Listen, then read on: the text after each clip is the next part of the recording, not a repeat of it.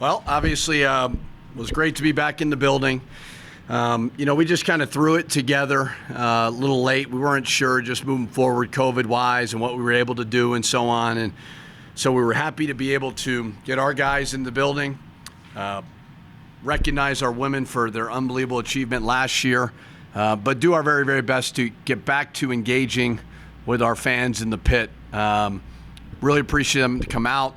I thought it was awesome, for Chad, Johnny, and Jamal and Daniel just to get out there and play. It was good for our guys to see how much those guys enjoyed being here. And that's the way this thing needs to be. So basketball-wise, who knows what you really get out of it. Turn it into an all-star game, and that's okay.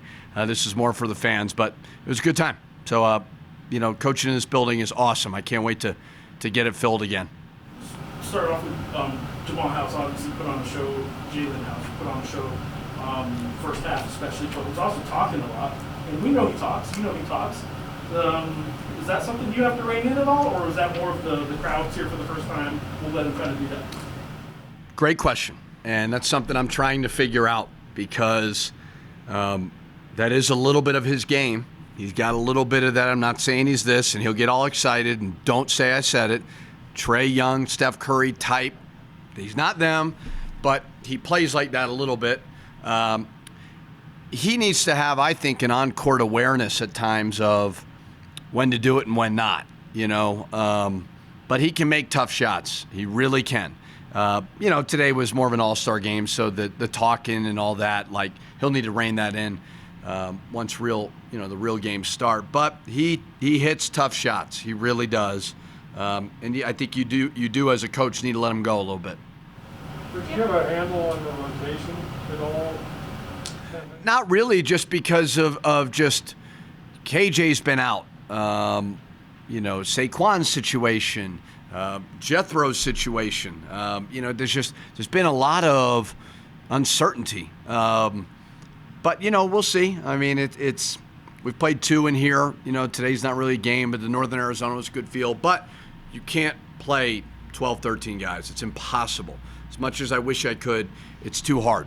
So, we'll see. I mean, I think they're all doing a lot of good things. I do think they're getting better. I really do. They work hard. They love basketball. So we'll see.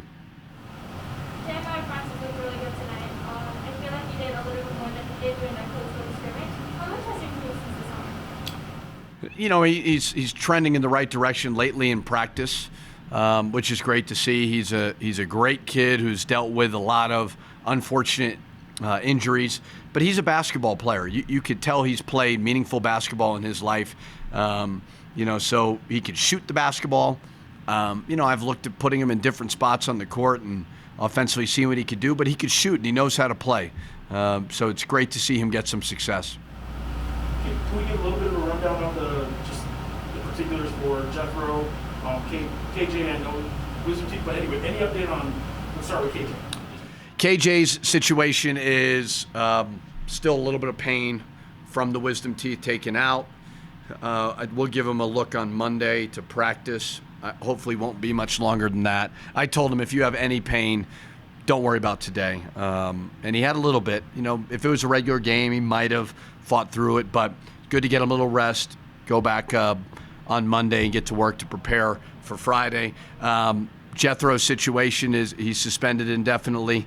How long it is up to him. When we get back together on Monday, we'll see. So he's a really good kid. He's going to be a very good player. But there's standards that we all have to uphold to. And, hopefully it's not a long-term thing, but that's up to him. I didn't ask about Valdir, nothing new that we've heard of. Like you were saying, Coach, this was for the fans. And you never know how a scrimmage is going to turn out, right? You could get sloppy, you could have turnover a lot of the shots. As it turned out, it was like right to script, and it allowed the fans to really get into it. And so while they're observing, like you and the teams you're building, you're getting a chance to get a feel for the fans, and probably maybe you saw some of that. Yeah, and it's like I said before, we didn't put a whole lot of thought in today, quite frankly, besides it's not like we marketed it like crazy. And this was more of a let's just do this. It may work out. We didn't really know with the how and all that because of COVID. It was just like, masks were reintroduced and so on. So there was a lot of uncertainty. And I didn't want to put all of our eggs in this basket, so to speak, but I wanted to do something where the fans could come. Like you said, the game kind of evolved into a pretty cool little deal where Albuquerque's own, Chad Toppert, I did tell Taryn to run into the screen and give him a wide open three at the end. He was like, really? I'm like, yes, let him shoot it, which is cool to see him knock down the three.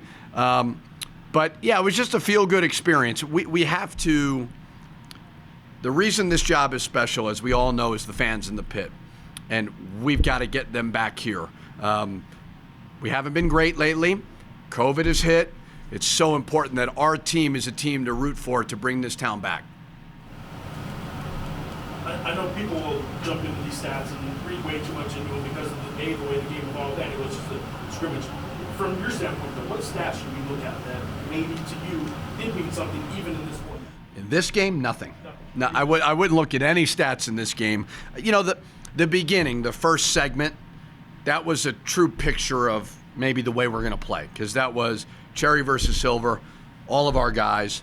But then we just don't have the depth right now. Watching those older guys, I mean, they're younger than me, but play out there was a little bit like, hey, man, let them go have fun, So once we started subbing, I think it changed a little bit. But we're shooting the ball pretty well in the building. Now, the defense stinks right now, but like I said before, it's a bit of an all-star game. So I won't read much into this besides it was awesome to see fans back in this building.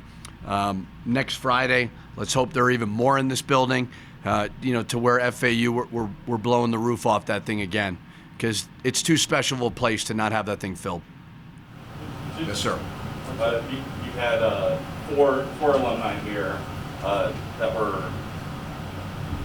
a couple of them were fan favorites. You had a couple of Albuquerque kids. And Johnny Harris is someone that a lot of casual or young Lobo fans don't know. How important is it to get show alumni that played here that it doesn't matter where you were in the pecking order of fan favorites in the program history? It's everything. And the hard part about when you're at a place that's had a lot of transition, Coach Weir was here, 4 years? Noodles was here 4 years. Then you had Coach Alford was here and obviously did an unbelievable job. And then before there was Richie McKay, I think 5 years, right? So there's so much instability. And he played for that guy and he played for that guy. And he was the AD here at the time. And now we got Eddie. We're all one New Mexico. That's what this needs to be about. And that's hard. It's hard for a new coach because we're trying to recruit. We're trying to get our own team. We got to make sure those former players, there's no greater recruiting advantage than former players that are in your community that love the Lobos, that are doing well professionally to tell that story. So, I brought those guys in, those 4 guys in after the scrimmage and just said, guys, do you not see how much fun they had and the fans appreciated them? That's why you come to New Mexico. Coach, have you checked into if Topper has any eligibility left? We got to find a waiver or something because that guy's our best shooter by far. And he's doing that now. He still plays a little bit, but he's doing that when he's not in unbelievable shape. But, yeah, you could tell all those guys were players. And, again, like I said, it was we kind of threw this. We didn't know if we'd be allowed to do it from a compliance standpoint, so we weren't as organized as we needed to be. And those 4 guys were dying to do it. Talking to them, I know 2 of the 4 are from here. Right, but the other 2 are Houston and Chicago, and they're making this place their home. And we were talking about it, just how great of a place it is to live and what a great community it is. So cool to see for sure. Covered these guys in high school. You guys are old. Yes, we are. But I mean, was it playing off my buddy Lane here? Was it important to just put them out there to say, that message? We're all in New Mexico, and yes, maybe from an example standpoint, look at how these guys are playing. Yes, this is a unique place in the sense of some of those guys, the former players, have won big and have this great nostalgic taste in their mouth. Others have not. It shouldn't matter. If you came here, you represented yourself the right way, you got a degree from here, you live here, or you're coming from out of town, you're part of this family. You're part of this family. Even if I don't know you, come, you're welcome at any practice, any game. We need that to be a focal point. Every great program has that. And so the more stability you have at a place, from the administration on down to the coaches, that's the key. And you got to have people that want to be here and want to be here for a long time. And certainly I do. Anything else for Coach? Just one more quick, Javante. He had a good day. I don't know how many good days he's had. But today he looked pretty good. Has he been doing that a lot? Yeah, he's been practicing well, and with the uncertainty of Saquon, he's your next bigger wing. So he's got a unique opportunity here, depending on how long Saquon is out. But he is getting better. None of those guys. What I wanted to do here was get them playing in front of fans to see if they can hit shots. I keep getting asked, what do you think? What do you think? I'm like, I just don't know until they play in front of fans and the lights are on. And Javante, he's one of the hardest workers on the team. He's got great character. He's pretty versatile. You can play him at a couple different positions. So he has been playing well. So it's good to see. It's good to see those former guys, from the past regime who stayed, to have some success in this building with fans, because what they went through last year was brutal. So really good to see that. Yes. Barima, apologies if you've already been asked about him, but you talk about motor a lot, and it seems like he's got a pretty good one. Watched him run the floor end to end, ends up getting a lob dunk. Is that kind of the way that you want your players to play?